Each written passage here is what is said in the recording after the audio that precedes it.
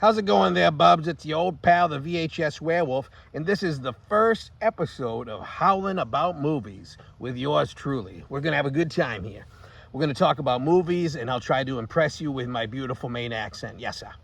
So, today I'm going to talk a little bit about what everybody in the horror world is talking about this week and what everybody in the movie world altogether is talking about this week.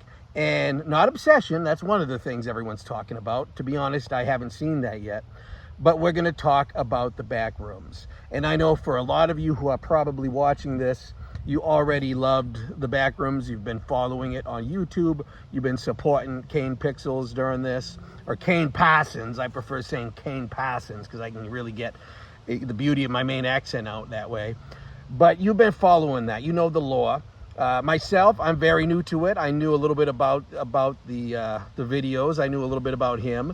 And I've been excited to watch this movie simply because it was getting a lot of hype, and I personally like hype. So I went to go see it and absolutely loved it. I was really blown away by how sparse it was. That's sparse for those who don't understand the accent. But I really enjoyed it. I wouldn't say it scared me per se, although it was more unnerving than anything. It was sort of comforting in a weird way, sort of cozy. And I think that's because all of us sort of have this romantic view of malls and back rooms. A lot of us grew up in the 90s, and we remember that sparse, boring look. Like the back rooms just looked like a lot of the homes that I used to be in as a kid in Maine, but larger. Just, not a whole lot of decorations, not a whole lot of color, and, a sort of unsettling type feel. I loved the 90s. I had a great time. There's a lot of ways the 90s was way better than the shitstorm we're living in currently. But at the same time, I remember the stuff about it that wasn't so great either. And it wasn't the most beautiful decade. I think in the 1980s, everybody got so tired of the bombast and the glitter and the neon that when the 90s came, they wanted a whole lot more sparse look to it. So that's one thing that I know. Now, another thing about it was just how good the acting was. And I'm not going to go over the names of the actors because currently I smoke a fair amount of marijuana. And as a result, I can't remember stuff like that. And that's the truth. But the acting was really fantastic. And not just the acting, but the dialogue, the themes that it explored without actually exploring them. And that's the type of movie I like.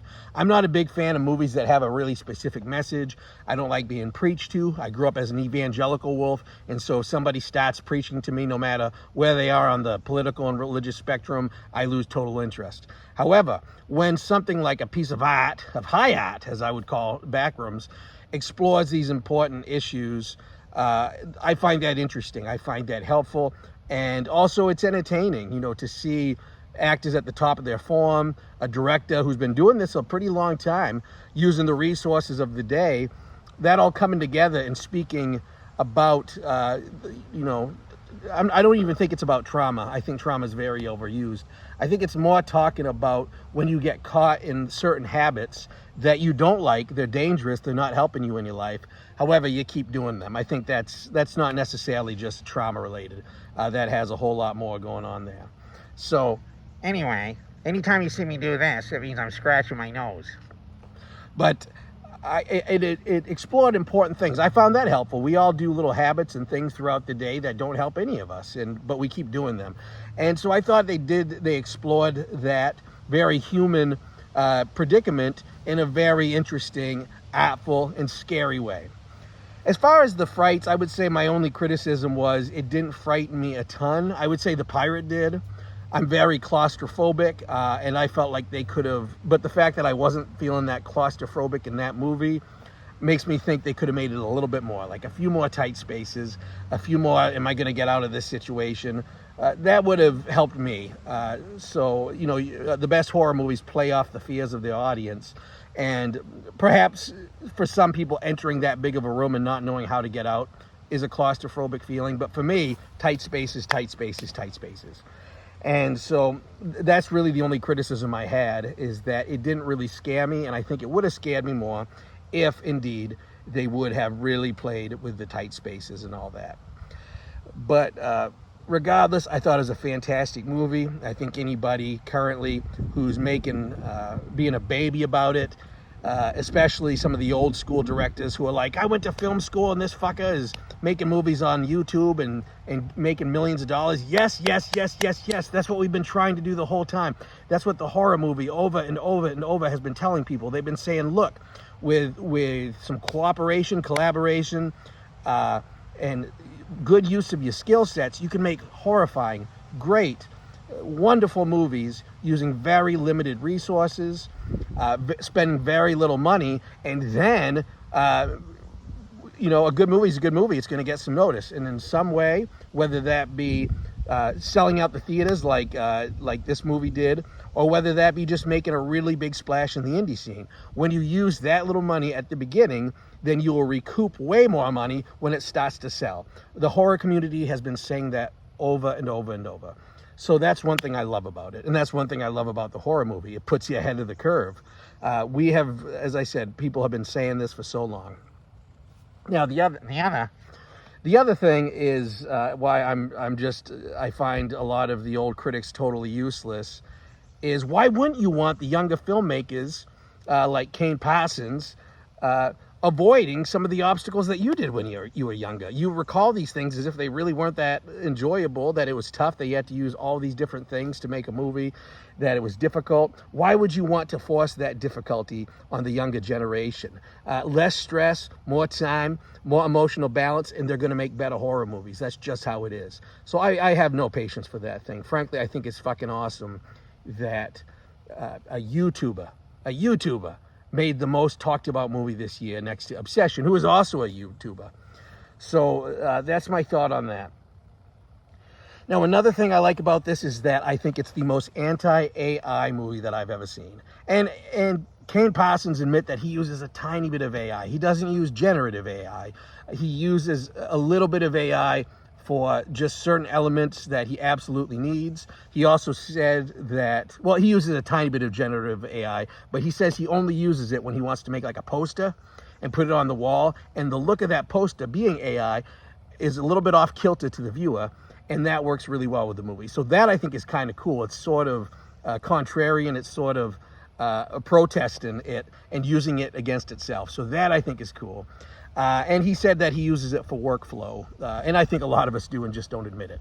However, when it comes to generative AI, he used so little of that in this movie. Most of him was just using how to learn like Blender, using certain resources at his disposal that are free. These are free fucking resources, and we're giving kids a hard time for using them and making incredible movies. I mean, free is good. No one has any fucking money right now. So a movie like this, where they are using the free resources at their disposal and that aren't AI, we should be celebrating that. While Martin Scorsese, who I absolutely love, but he's this old fart who's now investing in an AI company.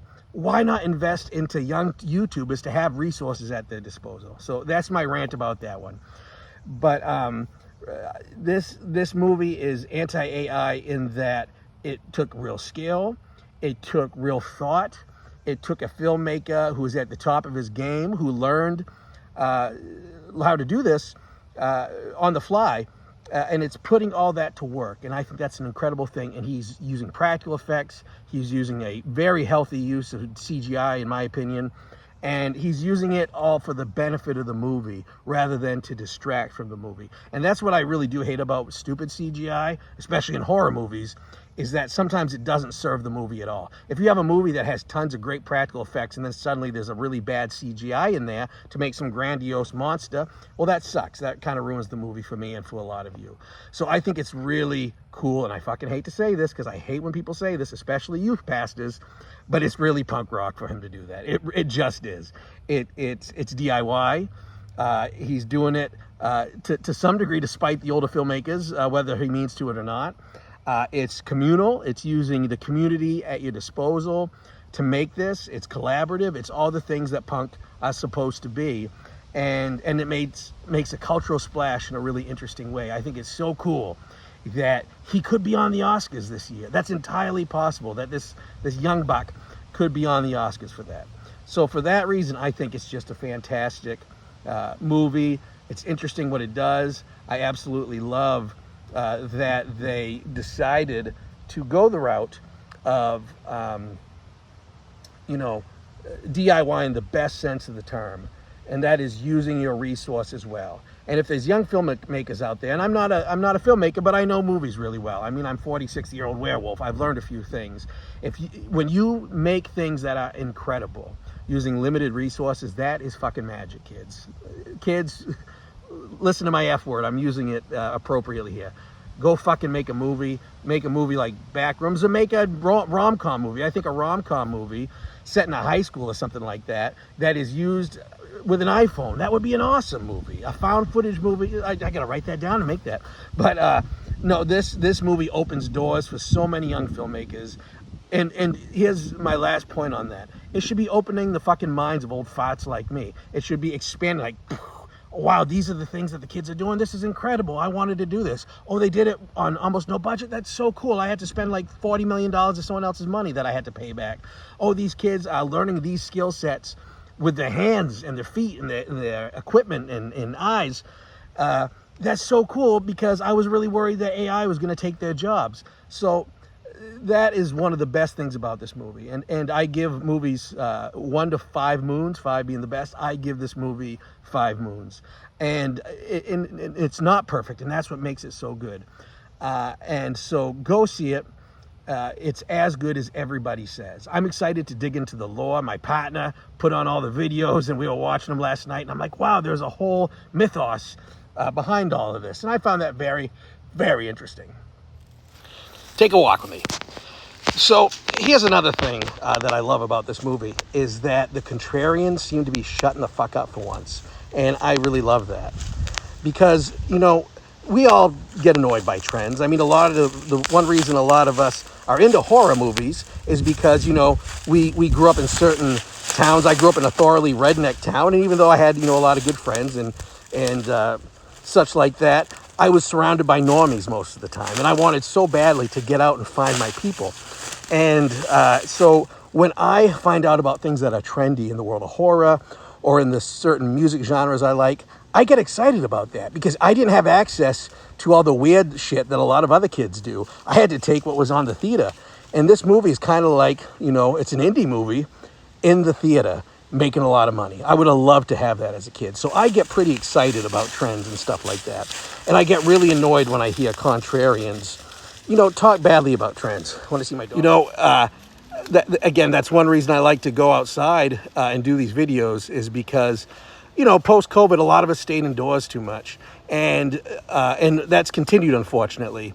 And we don't get together with enough people. And I think that movies like Backrooms, where you want to get together and talk about it and with excitement and passion. And you know, want to hear something really cool, is that I was reading this study, and it turns out that a lot of people, a lot of kids, after the movie went to Mickey D's, they went to Burger King, they went to a favorite local bar, and they talked about the movie together in person. I thought that was so incredible and so needed. So that's a very cool thing to have. And another reason why I think Backrooms is so important, and it deserves that importance, and that importance needs to be preserved. We need to remember, we need to tell ourselves not just the fact that this makes a great return, which it does, but also we need to remember the fact that this is why we love horror movies. We love horror movies because some dork like me or you can go out, get the stupid iPhone, get the stupid old camera that they found in the parents' attic, and they can make a flick. They can make a scary flick, and if they do it right, if they learn their skill sets, they can make one that's actually good, like the Backrooms. So that's one reason why I like this movie so much. Whew, I'm getting tired already. So those are my thoughts on the movie. Go see it. Go hang out with your buds at Mickey D's afterwards, or Starbucks, or whatever trendy fucking hipster coffee shop you like to go to, and talk about this movie together. I mean, that's really why we do this. We do this to make buddies. We don't watch this. We don't do horror movies just to sit on our asses. I mean, that's part of it. It's fun to go alone in your basement and watch fucking horrifying movies that your parents won't let you watch upstairs.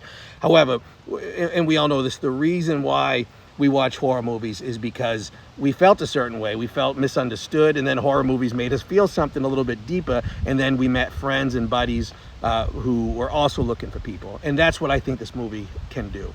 So Kane Parsons, you've done a good thing here. You did a fantastic thing. You have helped horror movies, and we thank you for that. So good job. Ooh.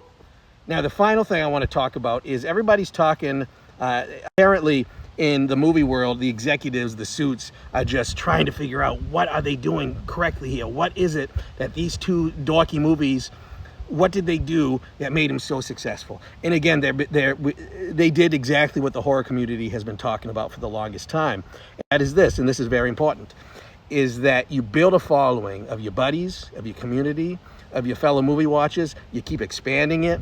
You expand it in person. You expand it, in cons, stuff like that. You expand it online. You do that until you have this huge, in the millions, following of people. And then with them, you show that to the movie executives and say, hey, look, I don't need you. I do not need you guys. I have my money. I made this movie already. I made it with my buddies. It's great. You want this movie. I don't need you. You need me. I have this huge group of followers. Look at my YouTube stats. Millions of people every day watching this. So how about, buddy? Let's sign that thing. Horror people have been saying that for years, and they've been doing it for years. And people will listen until it no longer benefits them and then move on, and then come back to us when they realize that this isn't just a one-time benefit. This is fundamentally how the art world, whether that be movie, music, whatever, that's how it should work. You build a following, and then you take it to the next level. And Backrooms did that. So go watch it. As I said, I'm excited to see Obsession. I watched the trailer and it looks fucking awesome, fucking hilarious. And I'm truly excited to watch that. And I'm also excited to do these videos. I hope you enjoyed it. Visit me at werewolfvideo.com. That's my Ko-Fi. That's a great way to support me so I can keep doing this, keep the young pups fed. You can also check me out online. I'm on Instagram. I'm on TikTok at Stovepipes Grime Rewind. You can also go to stovepipecentral.com, and that's the website where everything comes together. So and then follow that, smash that like button, as all the douchey influencers say, and share this. I'd love to hear your comments. I'd love to hear your ideas on this, and thank you so much for allowing me to do this. This is fun. This is the type of way I like to spend my day, and I hope to meet you all in person. And on that note, let's do a nice awoo on the count of 3. 1, 2, 3. Awoo! VHS Werewolf signing off.